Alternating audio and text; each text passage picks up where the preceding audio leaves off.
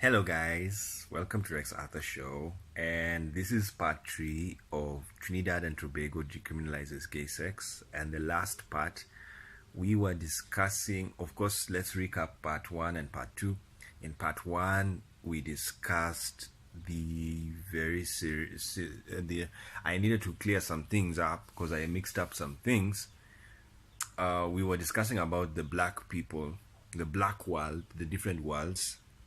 And we discussed about, that in the world we have very many worlds. We have the first world, we have the second world, we have the third world, and then we have also the LGBT world, and then we have the straight world, then you also have the black world, and then we have the white world, and we have the cosmopolitan world. That means everybody is mixed, the global village.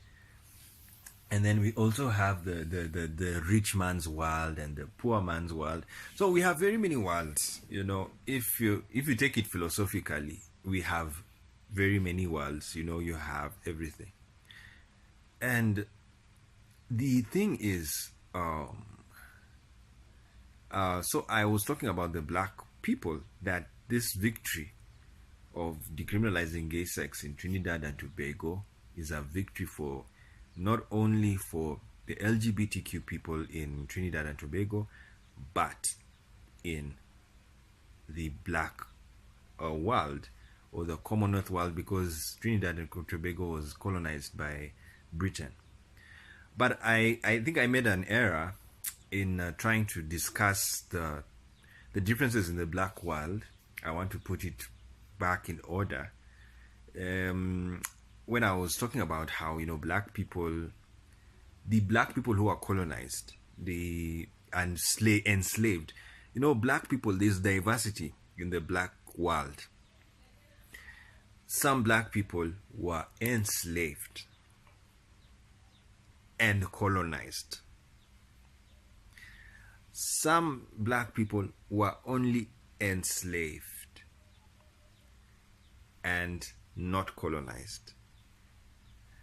And some black people were never enslaved, but they were colonized. And some black people were never enslaved, and they were never colonized. And that is only Ethiopia that was not enslaved, neither was it colonized. But the rest of black people, they were either colonized and enslaved, or colonized but not enslaved, or enslaved but not colonized. So like the black Americans, some of them were enslaved and colonized. They were still under Britain, but they were enslaved. And then other black Americans, after America got its independence, they were still involved in slave trade, but now they were involved in slave trade in an independent country. And then the others were enslaved and colonized, and those are mostly the black slaves in South America and the Caribbean. So you see, a lot of why I'm trying to bring that is to show you diversity. Diversity is the king, is the key in science. When you go deeper, you will end up seeing people have unique experiences as a people. And so the error I made was that I thought, sometimes you can say the black people in Africa, you try and now measure the homophobia, and you look at the picture around and you see, sometimes you may think that what happened to the slaves when they were colonized, they lost their names, they lost their African names, they lost a lot of African identity. It was stripped away from them because they are slaves. When you're a slave, you're owned by the master. You are property. Yes, you are property. And not only property, you are even an asset. Because an asset means something that makes money. That was what they did to the slaves. So basically they had to acquire the master's religion and everything like that. And the slaves, not the Africans, the black people in Africa, they were not enslaved. But later on, the people who are the colonialists came and colonized the free people. As I've told you, the only country that was not colonized was Ethiopia. And and by the way, colonization doesn't mean they came and it was peaceful.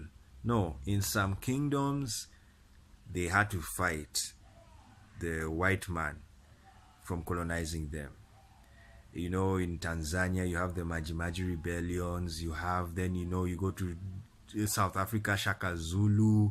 He fought the Boers, he fought the British. Yeah, so, but there were other kingdoms, they collaborated with them because they did their calculation and so, no, you know, these guys, we can actually gain with them, so let's be friends. So basically, that is what has shaped African politics, African life, black people life in Africa especially, because there was diverse relationship with the colonialists. Some black kingdoms were friends with the colonialists and others were not. So it is normal because everybody was free to do what to do. Until today, that's how Africa is. Then you go to, but in the slave continents, especially the Americas, all of them were enslaved. There was no freedom, there was no kingdom, you know, where they reigned. Only that part of America became free, and that's where the slaves used to run away, the North. And so they used to run there so that they can be free people and live their lives freely and go to school and get a job. But the ones living in the South, that led to the Civil War in the 1860s, they were slaves. They were not allowed to run away. And surprisingly, that's where the Bible was king. Anyway, it's understandable. You know, religion has that system of slavery. It's there. It's in the Bible. Let's not hide. It's also even Islam, the Quran. It's all there. So you have to, you know, religion has to come to a point whereby they have to discuss the reality. Just look at themselves in the mirror and say, you know what? Yes, these things happened under our watch. And then consciously think, should we change it? So, now I was now saying homophobia tends to be very strong in some countries in the world, in the black world. Like, surprisingly, it is strong in a place like South Africa, which was colonized until 1990s. And not homophobia, but the attack of lesbians, because you see, lesbians, they go through what you call corrective rape, and because the belief is that how can two women, you know, do that they're having sex.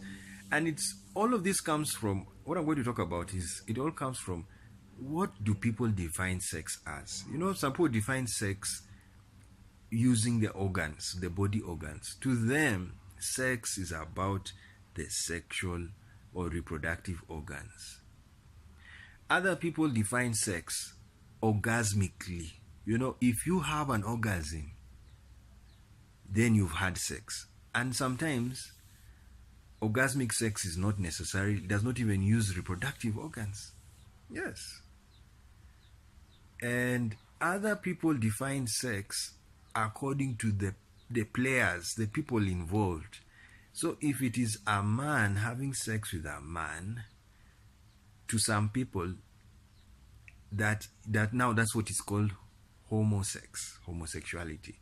And a man having sex with a woman, that is heterosexuality. And a woman having sex with a woman, that is also homosexuality. Because you're defining sex according to their players, their identities, but not about, and then others' sex organs. So basically, the crisis we have in the world, literally, realistically, and philosophically, is definition. People have their own definitions. And the guiding definer in every country right now is the law. It is not even the Bible. It's not even the Quran. All of those are subjective dictionaries. Yes, if you are because you can, I mean, you can go to a church and they tell you that, a man and a woman, when they join, they become one flesh. That verse hasn't told you anything. It's just giving you the reasoning. There's nothing. It has not given you an order. But the laws of a country, they they are orders, because if you don't do it, you can be arrested. You see, and that's why the decriminalization movement is a very important movement, because the reason why people want to decriminalize is not that they are encouraging anything. No, they have understood that there are people who are like this, and if you ignore the LGBTQ people, you are encouraging hidden activity, and hidden work is not wise, because you will create a lot of chaos. A lot of things will happen. But when you decriminalize something that is already scientifically proven, we don't need anything. You can get any STD without even sleeping with the opposite sex. It's possible. Even lesbians can get STIs. Yes, it's possible. So what does that mean? They're having sex. And is it bad to have sex? No. That's now the other thing. You have to deal with the mind of some people. Some people think sex is bad. Others think sex is good. Others think sex is holy. Others think sex is unholy. So everybody has their views, and we are always fighting each other. That's why there's a lot of chaos. But anyway, we have to come to consensus and work our way forward. So now, Trinidad and Tobago, the error I made was that I was thinking that maybe, the Americas, they are a bit homophobic. They may be homophobic in words, in the sermons, you see the preaching. But actually, but in the African context, because Africa has stayed in their cultures, which are still, they are very ancient and very old and very simple to follow. Actually, homophobia is very pronounced there. That's why you see what happened to the Ugandan LGBTQ people. Some of them could not stay in Uganda because of the culture. People are not only cultural, they are also very religious, and they are in a religion that is very antagonistic to gay people, because they have accepted what's happened. The American evangelists who used to visit, and they still visit, of course, Uganda and Africa. They brought that notion that those people, homosexuals, don't like them, they are bad, you must deal with them. And that was not how it's supposed to be done. And because especially you don't do that to people who are very religious. That's why I was very happy with what Jamaica did. They banned a pastor from America going there to preach. He was known to be homophobic. You see, that's the beauty of the world we're living in. We are so connected that now you can't go and do your things freely. You're a homophobe and you just travel and you want to go and spew hate. No, they told him you're not coming in. Yes, because we know what you're coming to people who are very religious, and they take your word seriously as if it's from God. So if you come and you spew hate to somebody who really loves God, you have just messed their brain, because now they will look for those people. Yes, and also Britain did well. There was a Ugandan musician who was spewing hate, and musicians are also people of power. They have influence. So he was spewing hate, and then he wants to go and perform in UK to the Ugandans. Then they said, sorry, no, until you apologize. Why? Because you will come there and you sing the songs that are spewing hate. People take them. They take songs seriously. And then when they see those people, they just automatically spew the hate. So that is what happened to many people, homophobes, they are controlled. Their movement is controlled, because hate is also criminal. And that is what has happened. And that's why it's wise for you if you are a person of power, especially in a position of power, whether you're religious, because religious leaders are also powerful people, politicians are also powerful people, and all of these musicians, anywhere where you have influence, you have to be composed and told, you know what, these people exist. The science is there. Don't argue with science. It's factual. Yes, you argue with religion. That one, I mean, I've called. I can just call Jesus. Please appear right now. I've called him. Has he come? Mohammed, where are you? Buddha, please appear right now in the. Come, Buddha. I've called you. He hasn't appeared. So that's enough room for me to argue that these guys don't exist. So those ones we can argue with you forever. But the facts that homosexuals and lesbians exist, that one. And transgenders, yes, we also have to remember transgenders, that they exist. And it's factual. The science is there. Genetics is there. People, I mean, as I've told you, even diseases are enough evidence that it happens. Yes. If you don't know, AIDS was not AIDS. It was greed. It was a gay-related infectious disease. I think, or immune. I can't remember the ID. I've forgotten the ID part. But it was gay-related. That was the name. It was called greed. It was not called AIDS. It was called greed. And it was the G is gay. So, don't come and say things that that you're saying, oh, these things. I mean, there is no proof. There is proof. That was the story of AIDS. And so, all of these things, what I was just trying to say is that science is there to back up LGBTQ people. So, if you are in a position of power, you listen to the scientists. This is what I said on my Twitter handle. I told President Trump, yes, I write. Thank you, Twitter. We are so happy that we can write to powerful people. You can tweet to them. I told him you should stick with scientists. I know he was prayed for by pastors and all. It's okay. Those ones, let them bless you. They want to bless you, fine.